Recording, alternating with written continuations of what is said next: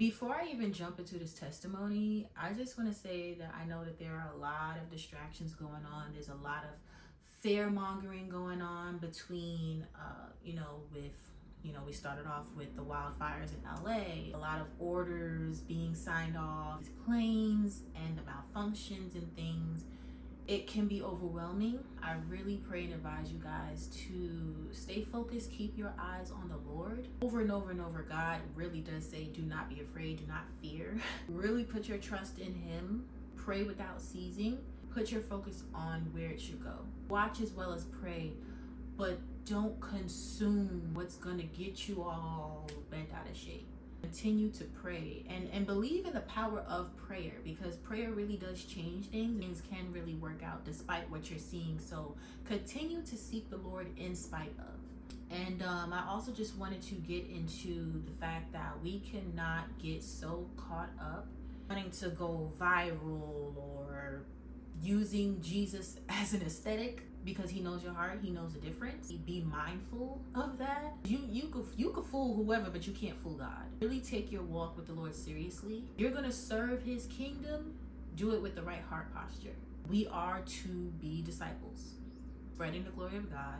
People may never read the Bible, but we are the walking Bibles that people will read. And so your life is gonna reflect God's righteousness. It's important to seek first the kingdom and after His righteousness. When you really encounter the Lord, you're not supposed to be the same. The way you talk, the way you carry yourself, how you treat people, strangers, like your heart posture, all of that is supposed to change. And really, like, people shouldn't even recognize you when they see you, Jesus is coming soon. And this ain't no time to be playing with your soul like that, because what you do now is predicated on your eternity.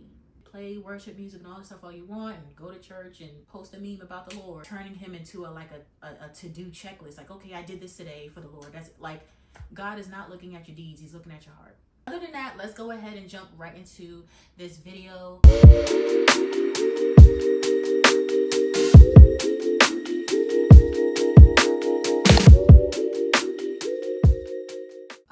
This is a time in my life where, I think in my last video, I was saying how I had just found out about my daughter being diagnosed with autism, having to navigate that. And then on top of that, y'all, it was like back to back to back things. And it's so amazing how the minute you decide to really take God serious, the attacks just grow stronger. But understand, it's just really because the enemy's just big mad. He doesn't want to see you grow into your full identity, who God has always called you to be. After the diagnosis, then we got an eviction letter about having to be out. And mind you, this was probably like 2 weeks before Christmas. So I'm like, what? And then on top of that, also caught COVID, me and my daughter, the day before Christmas. So we didn't even really get to celebrate. We didn't get to celebrate Christmas. We was in bed because we was out for the count. Really devastating, because I'm like, okay, like, I'm not working, like, this pandemic, like, I don't know what I'm gonna do, I don't know where we're gonna stay. And of course I have family, but when you have a child, you don't want to be a burden to anybody. So it was just like very uncomfortable. Also made me think, like, dang, like, I should be further in life. I should be able to get things on my own and not have to rely on anybody. This economy is not the same as what our parents or grandparents grew up in. Like, it's not affordable. No matter how much money you make, it's just not affordable. Reason for the eviction was because we weren't paying the rent. We're not going to pay rent for somewhere where the living conditions were really hazardous. I could lift up my kitchen counter, like, I could lift it up. That's how rotted it was. The floor was completely outdated, molded. We had mice, cracks in the ceilings. My brother, I believe, caught asthma from the mold. It was just so, there's no way we was paying rent there. Like, you're bugging. We had to be out by like June, and I'm just like, I guess I'll just, stay with my mom, I guess. But, she was moving, and it was just a lot. It was just a lot. And glory to God, because of my daughters, it's amazing how God will take what was meant for evil and turn it for good. What you may think is a delay or a setback, God will use it for your advantage. And so with my daughter's disability, I didn't know that we qualified for a lot of things. I had it in my mind, y'all. I qualified for this, so I should be able to, get my own apartment for me and her. The program is pretty much where, you know, it'll take care of your expenses to maintain your place. I'll never forget, thank God for my mom. Like, she is the reason that she's one of the reasons that I'm here. All glory to God and my mom, who are the reasons that I'm able to be in this apartment for me and my daughter. And I'm like, okay, God, like, I'm here. You done brought me this far, like, but I don't know how I'm gonna pay this rent because I didn't get the approval for the program yet. So I'm like, this rent is added up, y'all. I'm talking months, like 7, 8K added up, and I'm like, there was a point where I was just like, okay, like, I don't know what I'm gonna do. And it's so funny because when I had got the first call that I got, I was denied, and I'll never forget the words. And she was like, well, you could just go get a job. If it was that simple, I would have. Girl, what? Like, I don't think people understand single mothers. If you don't really have a village that is able to be there the way you need them to, you are on your own. And you got to figure out how you're going to get your child to school, from school, who's going to watch them. Daycares are very expensive. I don't think people really understand until they are in it. It's easier said than done. It's easy to tell somebody what they could do. But until you are in their position and you are in their situation and you see what they're up against and what they're working with, then you realize, like, oh snap. I wish jobs were more flexible when it comes to mothers who are literally rearing their children on their own. Thank God me and my daughter's dad is at peace and we're good now. But I'm just saying that wasn't something once upon a time.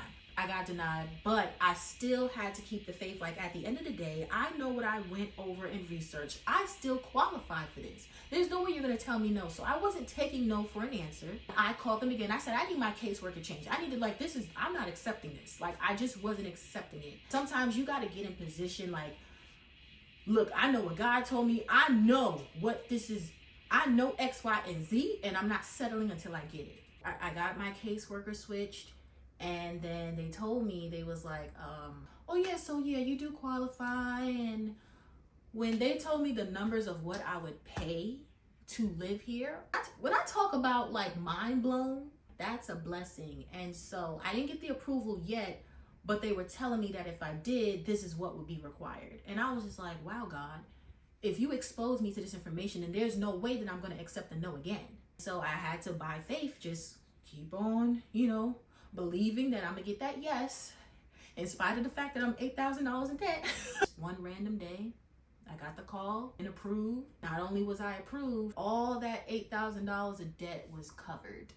And I'm like, God, I remember I just fell on my face and I just cried, and I was just so grateful to God. And that you want to talk about testing of the faith? Keep in mind, y'all, when I moved into this apartment, the very first day I moved in here, a very good friend of mine passed away as well. So it was bittersweet. It was like, wow. On top of, I got served court papers fighting for custody for my child. And at the time, this is not to, diminish him or anything, but it was just the fact, like, where you been? How you trying to fight me for a child you ain't make an effort to? In spite of all that, I was just like, okay, God, like, how I started the year is not how I ended the year, and it was beautiful. Like, that was probably one of the most memorable Christmases, because I'm like, wow, I'm in my new apartment. God is so good. My debt was covered for. I don't have to, what I have to pay here is still such a miraculous blessing. Like, I am living in a blessing. I am living in a miracle, because technically I'm not supposed to be here. I haven't even gotten into the details of how I really got in here for real, y'all. There's some people that God will send as angels just to help you get ahead. Sometimes it's just God's favor. When you see people being blessed and you wonder, well, how they be very careful who you put your mouth on. He will really bless those people that you think is less worthy right in front of your face. When people ask, how did I get in here? It's not luck, who I know, because I ain't even know the people. Bro, it was really all God. I will always give God the glory for this place. I was just finally at peace, and I just felt so grateful to God. And I'm like, wow, God, like, youthabomb.com.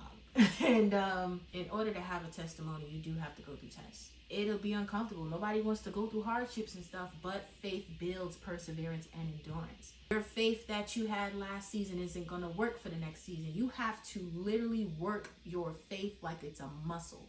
Stay in your word. Pray without ceasing. Seek God's face diligently, especially for the times that we are in. You better not walk out your door without praying. You better cover your children in prayer day in and day out, throughout the day. I could be talking to people and be praying in my head. Like, I do not play. The more I talk about the things I went through, the more it's going to require me to be more vulnerable. I'm getting a little emotional because I know the next video is going to get very raw and very real. It's probably the season of my life that I don't even want to remember. But we're going to save that for the next video. God is still faithful. The reason I started this series is to encourage somebody that, y'all, I really don't look like what I went through.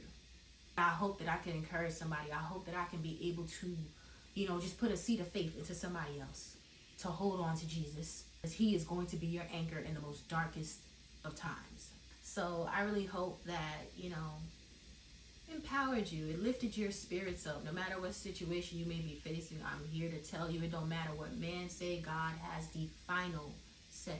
If you're in a situation and you really, it's literally out of your control, think of it like this. God's will, God's bill. God got that. God, you got this, because I can't do it. Sometimes you really just got to let go of the steering wheel and let God be in control. The more you try to put your control on it, the worse it will get.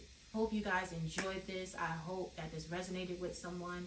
Maybe you went through a similar situation I did, or whatever the case is. Your testimony could really help encourage somebody else. Stay blessed, stay prayed up. Thank you guys for watching. Go ahead and like, comment, and subscribe, and I will see you guys in the next video.